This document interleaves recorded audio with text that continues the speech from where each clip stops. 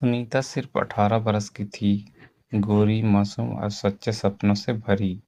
गरीबी में पली-बढ़ी थी, लेकिन दिल में था कि एक दिन उसका भी घर होगा, जहाँ वो अपनी दुनिया बसाएगी, हँसेगी, खिलखिलाएगी। माँ अक्सर कहती थीं, "बेटी, अच्छा घर मिल जाए तो जिंदगी बन जाती है।"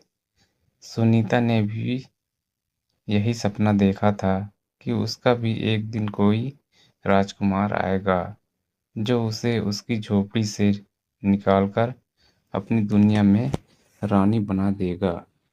एक दिन गांव में खबर फैली, शहर के बड़े घराने के संजय बाबू अपनी नई बहू देखने आ रहे हैं। उम्र थी करीब 40, मगर पैसा बहुत था। सुनीता के पिता, जो दिन रात मजदूरी करते थे, लोगों की बातों में आ गए। बेटी का भविष्य बन जाएगा, कौन अमीर घर छोड़ता है। किस्मत से वो रिश्ता तय हो गया। ना किसी ने उम्र का फर्क देखा, ना सुनीता की खामोश आंखें। बस यह सोचा कि अब उसे कभी भूख नहीं सहनी पड़ेगी। शादी धूमधाम से हुई। गांव की गलियां पहली बार बिजली की रोशनी से जगमगा उठी, लेकिन उसी रोशनी के पीछे छुपा था अंधेरा, जो सुनीता ने अभी देखा नहीं था। शादी के बाद जब सुनीता उस बड़े महल जैसे घर में पहुंची, तो सब कुछ बाहर से चमकदार था। सोने की दीवारें, संगमरमर के फर्श, नौकरों की भीड़, लेकिन अंदर सब ठंडा, बेरहम और चुप था। सास ठंडी नजरों से बोली, गांव की लड़की हो, यहाँ के तौर तरीके सीखने में वक्त लगेगा। सुनीता चुप रही। वो डर और शर्म के बीच खुद को ढांपने की कोशिश करती रही। पहली रात, वो जो हर लड़की अपने जीवन की नई शुरुआत मानती है, उसके लिए जैसे किसी सजा का दिन बन गया। बाहर बिजली चमक रही थी और कमरे के भीतर कोई और तूफान उठ रहा था। सुनीता की आंखों से आंसू बहते रहे, पर उसके आहट की आवाजें उस बड़े घर की दीवारों में कहीं गुम हो गई। जब सूरज उगा, सुनीता के चेहरे की रौनक कहीं खो गई थी। वो अपने कमरे के कोने में बैठी थी।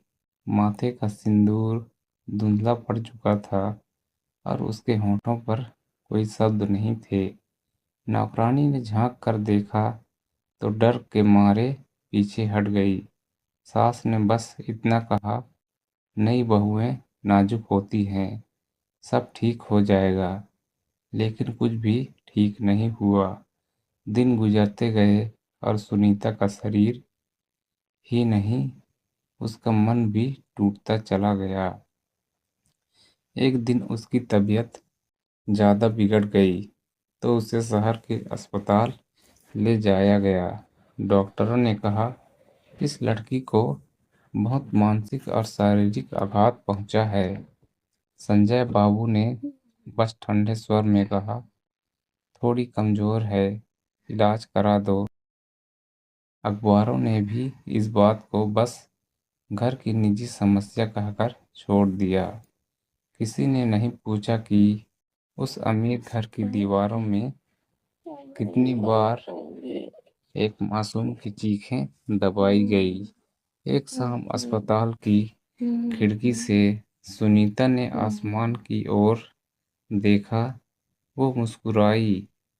बहुत हल्की सी मुस्कान थी, जैसे कोई दर्द को भी अपने अंदर बांधकर कह रहा हो, अब मैं थक गई हूँ। रात को उसकी सांसें धीरे धीरे थम गई।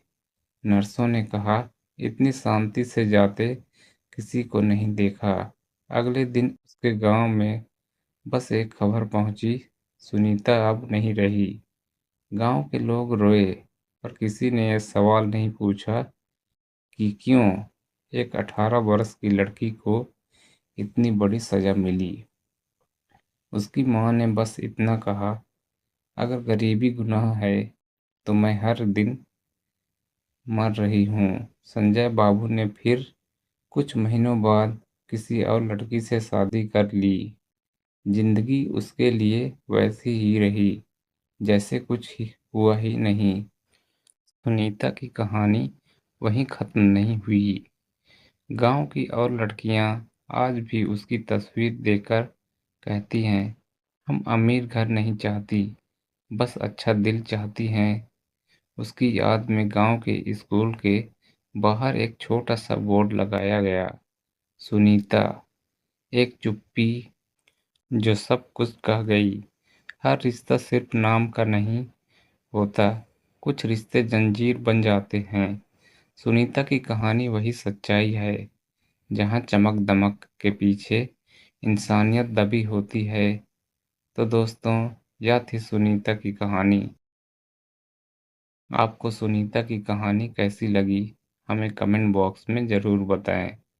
और चैनल पर नए हैं तो प्लीज़ लाइक, कमेंट और सब्सक्राइब ज़रूर करें। धन्यवाद दोस्तों।